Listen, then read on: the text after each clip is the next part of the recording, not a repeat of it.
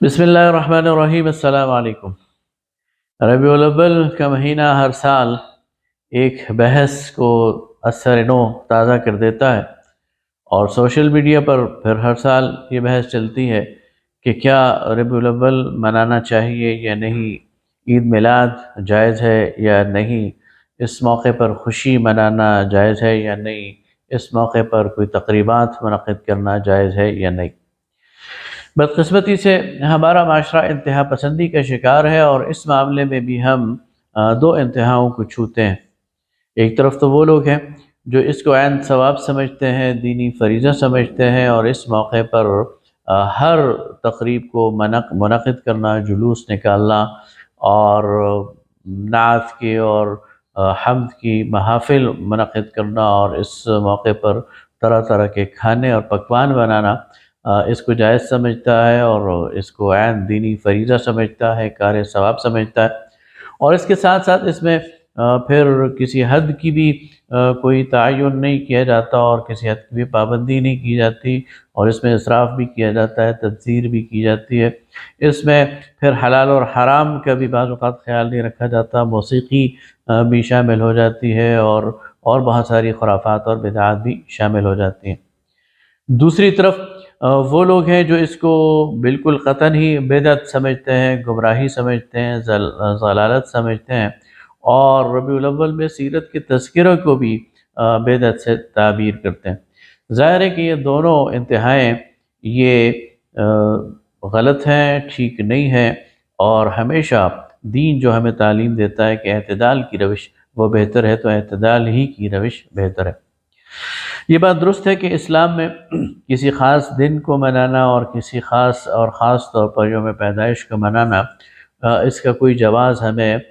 سیرت میں نہیں ملتا۔ نبی کریم صلی اللہ علیہ وسلم کی سیرت میں، سیرت صحابہ میں، اور بعد کی 1.5 2 3 4 صدیوں میں بھی ہمیں ایسی کوئی علامت نہیں ملتی کہ کسی بزرگ نے، کسی عالم نے، کسی فقیہ نے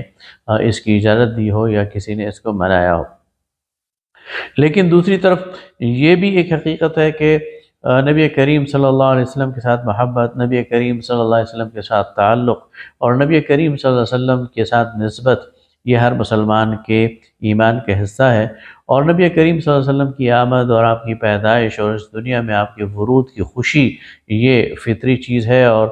اس کو اگر آپ کہیں کہ ایک شخص اس موقع پر خوش نہیں ہوتا تو یہ بھی کوئی درست بات نہیں ہے۔ ظاہر ہے کہ یہ خوشی مسلمان کو ہوتی ہے، اور بعض اوقات اس کا اظہار بھی انسان چاہتا ہے۔ یہ تو معاملے کا ایک پہلو ہو گیا۔ معاملے کا ایک دوسرا پہلو یہ ہے کہ ربیع الاول کو ہم بنیادی طور پر دو تناظر میں دیکھتے ہیں۔ ایک تناظر تو یہ ہے کہ یہ نبی کریم صلی اللہ علیہ وسلم کی پیدائش کا مہینہ ہے، اور اس میں جو روایات آتی ہیں کہ 7 ربیع الاول، یا بعض روایات میں 8 ربیع الاول، یا بعض روایات میں 9 ربیع الاول، اور بعض روایات میں 12 ربیع الاول کو آپ کی پیدائش کا دن ہے، اور اس حوالے سے اس مہینے کو پیدائش کا مہینہ اور میلاد کا مہینہ قرار دیا جاتا ہے۔ دوسری طرف دوسری جو حقیقت ہے وہ یہ ہے کہ یہی مہینہ نبی کریم صلی اللہ علیہ وسلم کی وفات کا مہینہ ہے، آپ کے ارتحال کا مہینہ ہے، اپنے رب کے پاس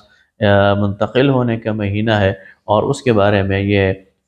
تاریخی طور پر پایہ ثبوت تک بات پہنچی ہے کہ وہ دن بھی 12 ربیع الاول کا ہے۔ اسی لیے ہمارے بر صغیر پاک و ہند میں اس دن کو 12 وفات کے نام سے بھی جانا اور پہچانا جاتا ہے۔ لیکن ایک تیسری چیز ہے جس کو عموماً ہم نظر انداز کر دیتے ہیں، یا شاید ہمارے تذکرے میں نہیں آتی، لیکن وہ بھی ایک تاریخی حقیقت ہے، اور وہ یہ ہے کہ ربیع الاول نبی کریم صلی اللہ علیہ وسلم کی ہجرت کا مہینہ۔ نبی کریم صلی اللہ علیہ وسلم نے اس ماہ مبارک میں مکہ سے مدینہ کی طرف ہجرت فرمائی ہے، اور یہ جو پہلا عشرہ ہے اسے ہم عشرہ ہجرت بھی قرار دے سکتے ہیں۔ یہ میرے سامنے الرحیق المختوم ہے، یہ آج کے دور کی مستند ترین سیرت کی کتاب ہے۔ مولانا صفی الرحمن مبارک پوری رحمہ اللہ نے اس کو تحریر کیا ہے۔ بنیادی طور پر یہ عربی زبان میں لکھی گئی تھی، اور پھر خود ہی انہوں نے اس کا اردو ترجمہ کیا، اور سیرت نگاری کے مقابلے میں پوری دنیا میں یہ کتاب اول آئی ہے۔ ان کی تحقیق کے مطابق نبی کریم صلی اللہ علیہ وسلم نے ربیع الاول کی چاند رات کو مکہ سے ہجرت کا سفر شروع کیا، اور 3 راتیں آپ غار ثور میں رہے، اور اس کے بعد پھر آپ 8 ربیع الاول کو بروز سوموار مسجد یعنی قباء پہنچے ہیں، جہاں پھر آپ نے مسجد بھی تعمیر کی، اور قباء میں آپ نے پھر 4 روز تک قیام کیا، اور 5ویں روز یعنی بروز جمعہ 12 ربیع الاول کو آپ علیہ السلام مدینہ میں داخل ہوئے، اور جب آپ مدینہ میں داخل ہو رہے تھے تو اس وقت کا جو منظر ہے وہ سیرت کی کتابوں میں ہمارے سامنے ہے کہ بچیوں کے ہاتھ میں دف تھا، اور وہ یہ ترانہ گا رہی تھیں، طلع البدر علینا من ثنیات الوداع،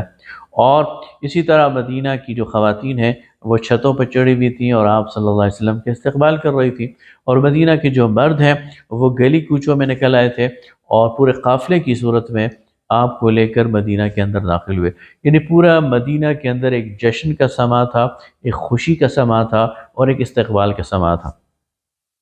تو میرے ذہن میں کبھی کبھی یہ آتا ہے کہ کیوں نہ ہم ربیع الاول کے اس مہینے کو ماہ ہجرت کے طور پر منائیں، اور 12 ربیع الاول کی اس تاریخ کو یوم الہجرہ کے طور پر منائیں، اور اس کو ایک قومی تہوار اور قومی دن کے طور پر منائیں، جس طرح ہم 14 اگست مناتے ہیں، جس طرح ہم 23 مارچ مناتے ہیں، یا جس طرح سعودی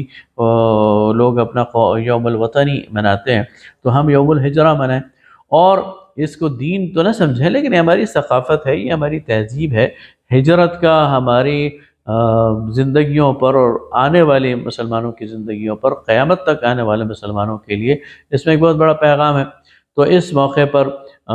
جلوس بھی نکل سکتا ہے، اس موقع پر افواج سلامی بھی دے سکتی ہیں، پریڈ بھی ہو سکتے ہیں، اس موقع پر اپنی طاقت اور قوت کا مظاہرہ بھی کیا جا سکتا ہے، ترہبون بہ عدو اللہ وعدوکم کے تناظر میں۔ تو اس کو ایک قومی دن کے طور پر، اور ایک قومی اور تہذیبی اور ملت کے ملی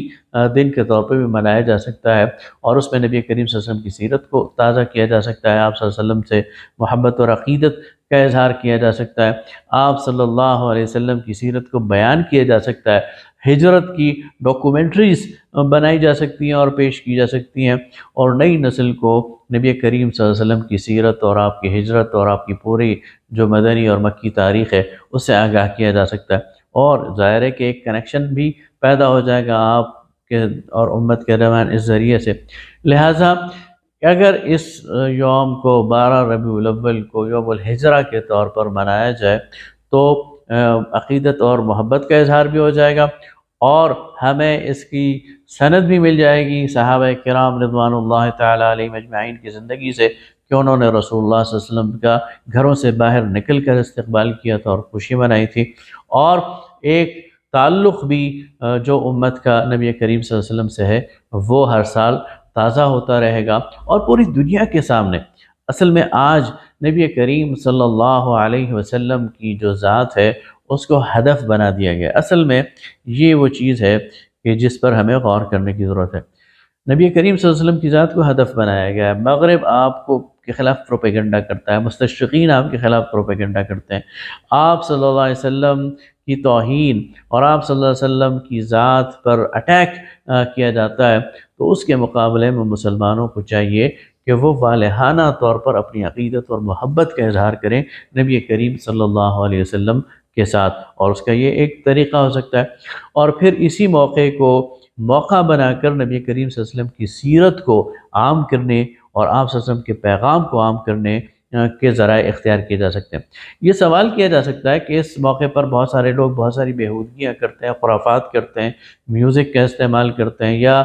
مغرب اور مغربی معاشرے کی تقلید میں جیسے کیک کٹنگ ہے یا اور بہت ساری چیزیں ہیں، تو ان سے کنارہ کشی کرنی چاہیے۔ اس موقع پر اسراف سے